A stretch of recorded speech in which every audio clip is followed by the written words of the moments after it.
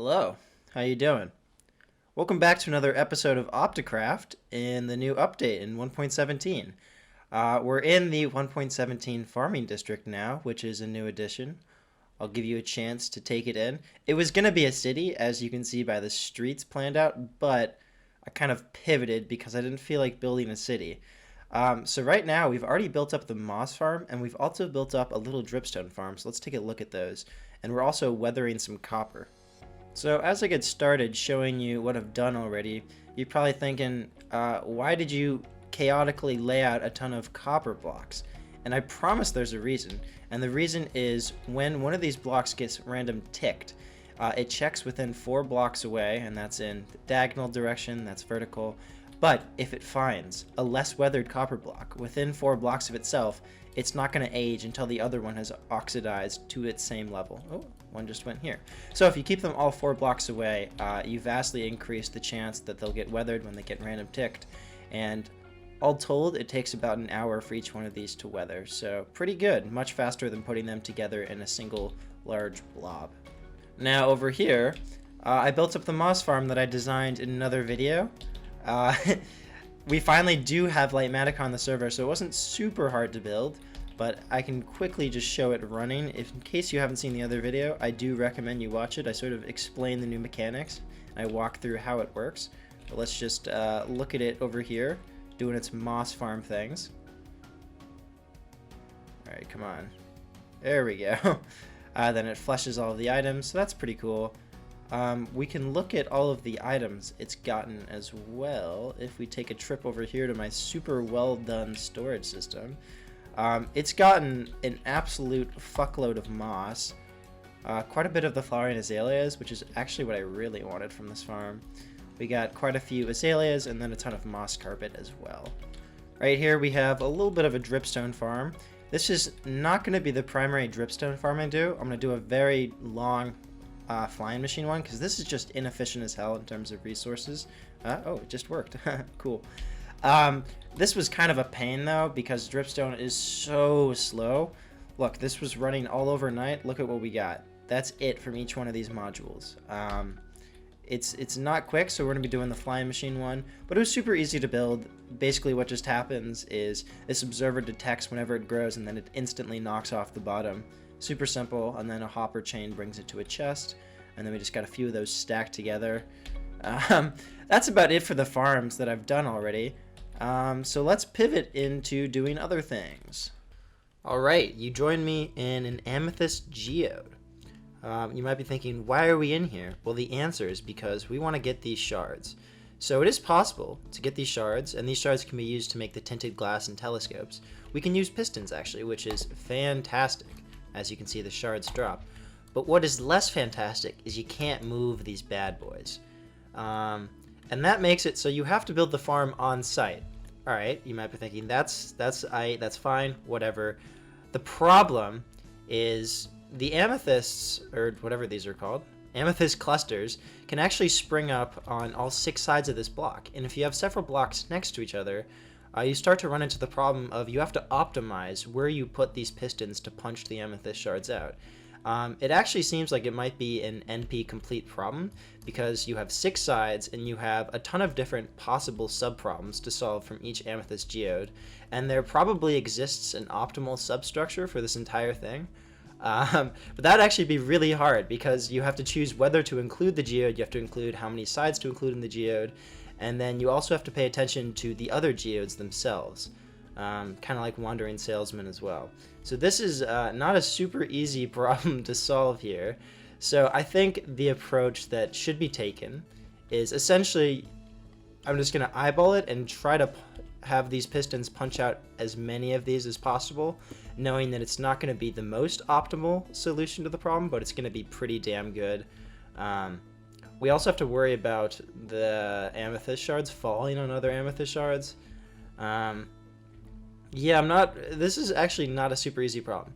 Anyway, that all aside, the optimal time to harvest these, or the expected average duration, is 167 minutes. So every 167 minutes, on average, most of these will be fully grown.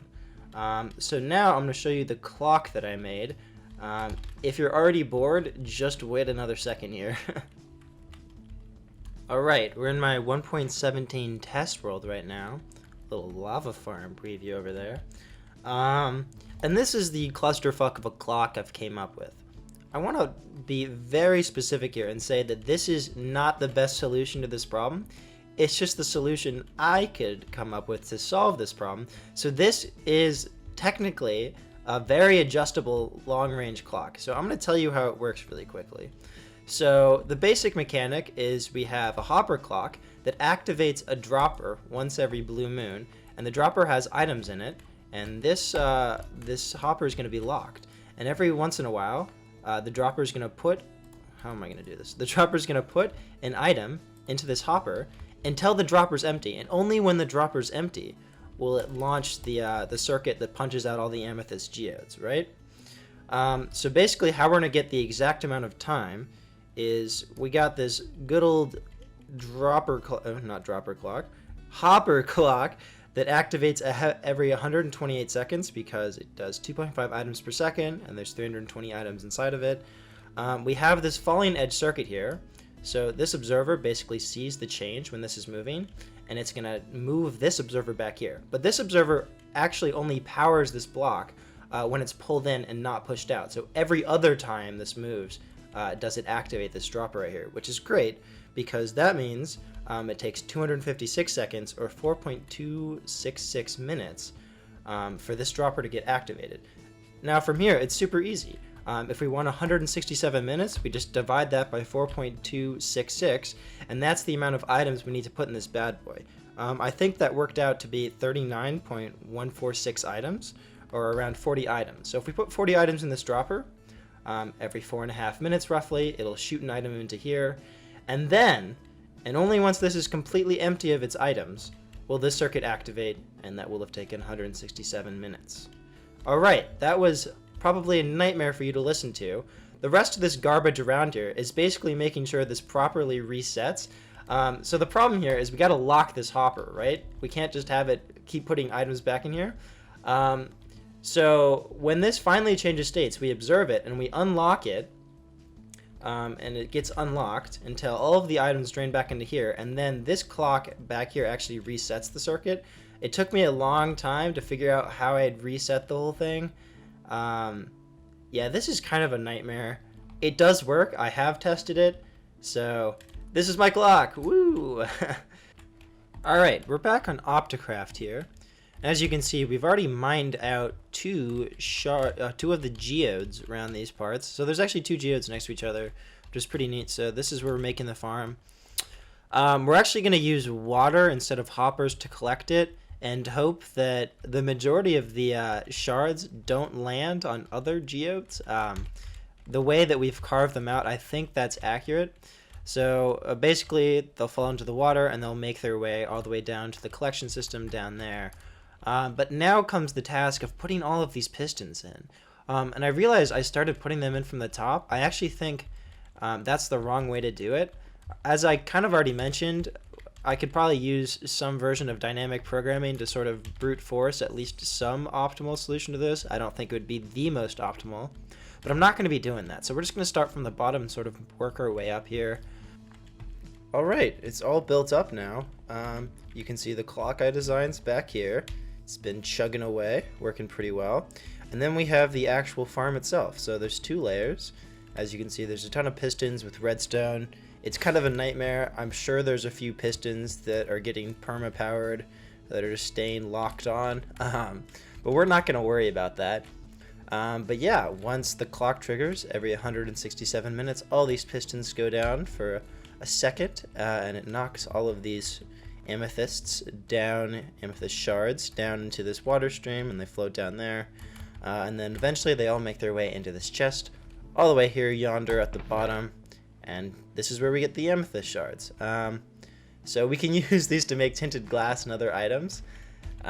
It's feeling a lot less worthwhile now that I just went around with fortune for a little bit and got a similar amount. So I'm not feeling super great about this farm, but I'm feeling great about the clock. So that's what I'm proud about with this farm. And yeah, we're gonna build up 2 other farms for 1.17, just the easy bone meal ones for now. And then we're going to call it wraps, I think, for this episode. Welcome back to the 1.17 farming district. I know I've showed you these 2 farms already, but let me show you what they've been pumping out. Okay, somebody took a lot of my dripstone, but look at all of this pointed dripstone. Shit's crazy, so much of it. So I'm not even sure, oh, god damn it. I'm not even sure if we're gonna need to build the massive flying machine one. I might do it just because, why not? But we got a lot of dripstone now. And also, I noticed that these dripstones can grow through hoppers under the floor below, which I did not know. Anyway, I also built up the 2 little bone meal boys. Nothing too special to them. I can demonstrate, though. Let's take the rockets out. So this is the glow lichen one. Let me hop in here. As you can see, I just swing these efficiency 2 shears, and we get a lot of glow lichen. Now the real question is, how do I get out? Okay, that was actually pretty easy. So that's the glow lichen one. Let's put it in the see, look at that. We were there for like 5 seconds. Tops. Alright. Then we also have the glowberry farm. And this farm is a real puzzler to operate. You just click this lever. It's a 3-tick clock. And then you just hold down right click and you get a shitload of these berries. That's it. That is literally it. You can do that trick where you change resource packs and then your player will just hold down the button for you. Or you could spawn a bot if you're a real player, but you know. But wait, there's more. You can see I'm in this very dark room with some water in it. Withercake has been out here modifying the squid farm. So we got the glowy boys that drop down. We haven't AFK'd it, but you can see it does produce glow ink sacs, so that's pretty neat. Yeah, so that's that. We have one more thing that I want to show you that Withercake also built up, so let's go head over there now. So Withercake also built up this very pretty enclosure here. This is sort of the enclosure for the new mobs, like the goat and the axolotls down here.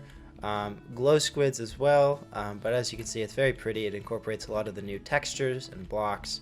It's just a nice place to go swimming with the axolotls as well. This is probably where my pointed dripstone ended up. But yeah, this is that area. Alright guys, I wanted to thank you for watching another episode of OptiCraft. This one was a bit farmy. Next one might be as well, because we're probably going to be doing a shulker farm. But thank you for watching, and I'll see you in the next one. Peace.